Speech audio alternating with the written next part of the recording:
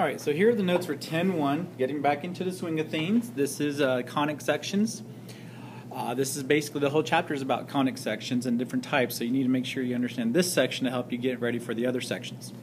We want to be able to recognize conic sections as intersections of planes and cones and use distance and midpoint formulas to solve problems. So that's going to be our two main objectives with this one.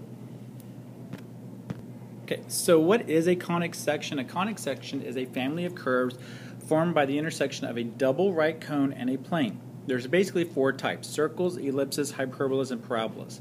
And these parabolas don't necessarily have to be like the ones we've studied. They can be a little bit different. So kind of keep in mind all four of these are basically going to be their own sections. On page 722, you can see the different types of, they had some drawings better than what I could have drawn for all four types.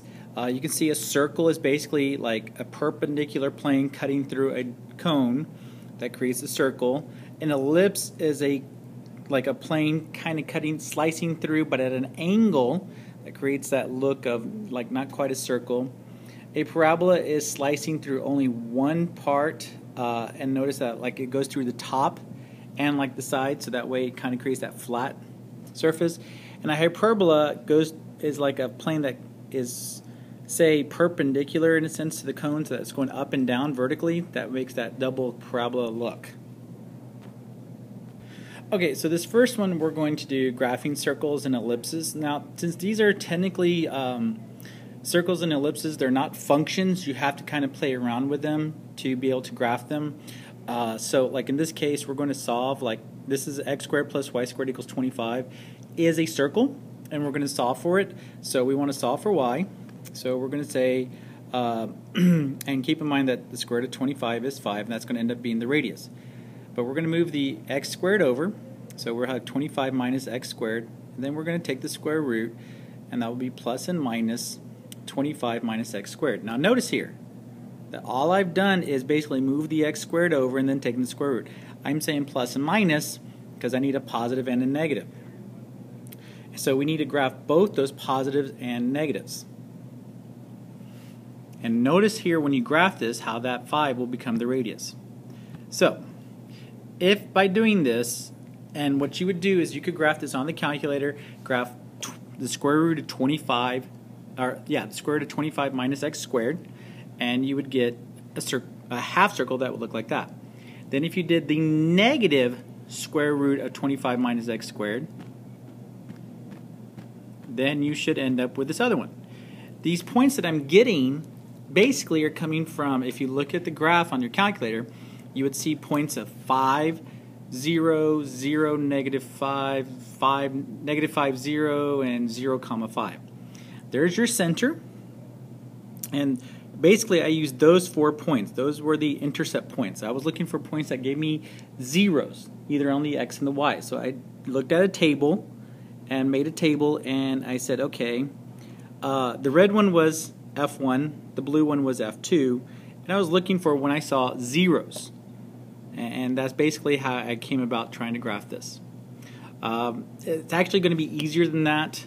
When you see this, keep in mind that, think about that, 25 and how it's the square root of 25 is 5, plus and minus, and how those points become points along the, at the 90-degree angles. Okay, here's another one, but notice this time this one has some numbers in front of the x squared and y squared. This is what becomes known as an ellipse. So notice how there's a difference there. Going ahead and solving, same thing. Move the 16x squared over, becomes a negative. We're going to divide by 9, and then take the square root.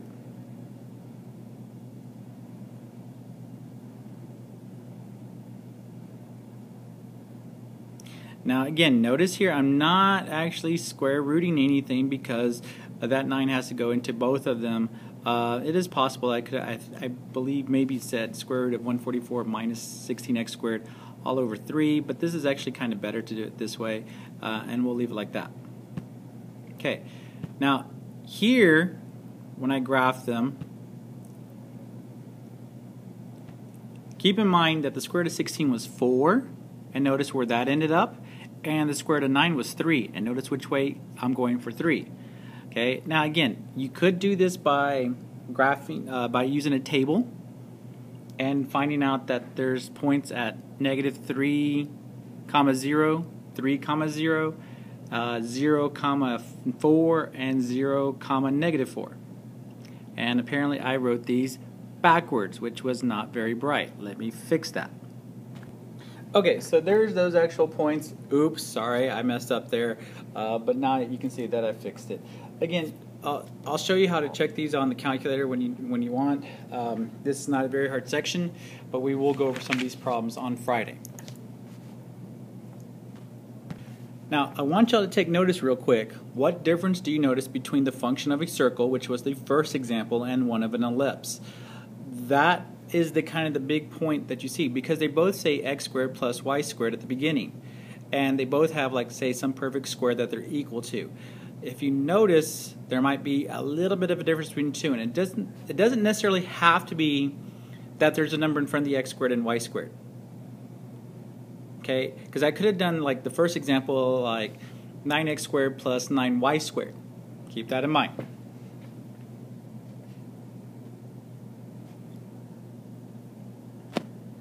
Okay, so now let's look at graphing parabolas and hyperbolas.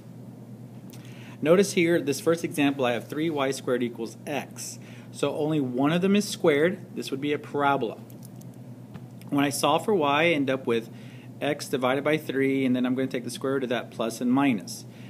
What you will notice on this one is this one gets to go sideways. When you graph it both top and bottom, the plus and the minus, you end up with a parabola that goes sideways.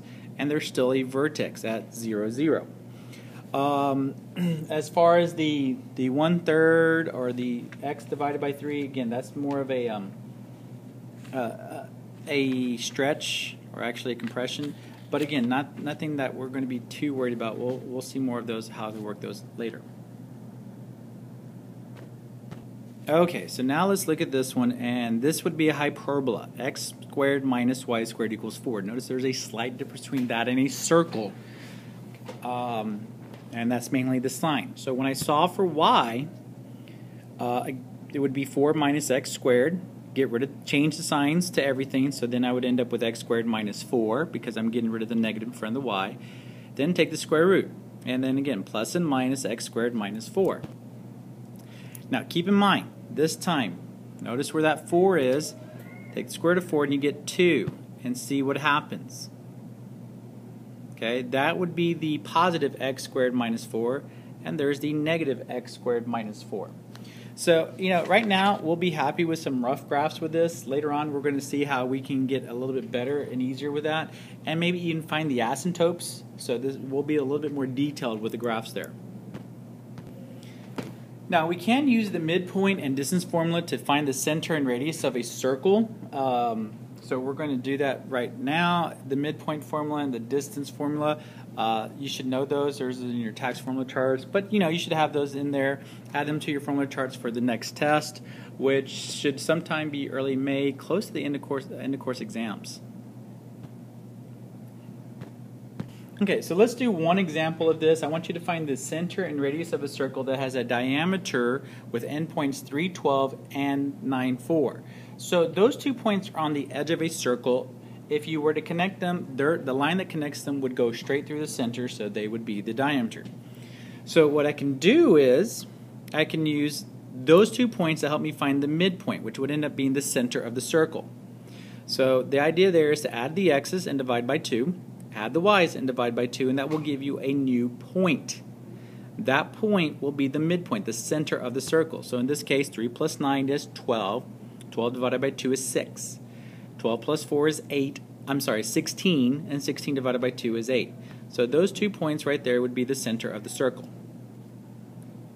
Now, step 2 would be to take the center and either one of those 2 points and apply the distance formula to find the radius, how long the radius of the circle is. So it doesn't matter which 2 points you pick. It can be either of the points. Like I said, if you do it right, it should be right either way. It looks like here I'll try the 312 just for the heck of it. So the distance formula says subtract the x's squared plus subtract the y's squared. So 6 minus 3 and 8 minus 12 squared gives me 3 squared plus negative 4 squared. And notice how I'm typing in the negative 4 in parentheses, or writing it in parentheses. That would give you 9 plus 16, which is 25, and the square root of 25 is 5. That's your radius.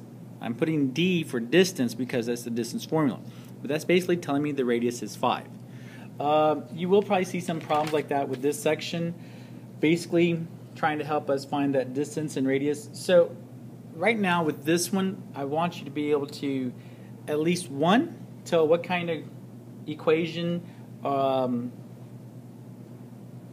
what kind of formula would be recognized for the different types, like circle, ellipse, hyperbola, and parabola.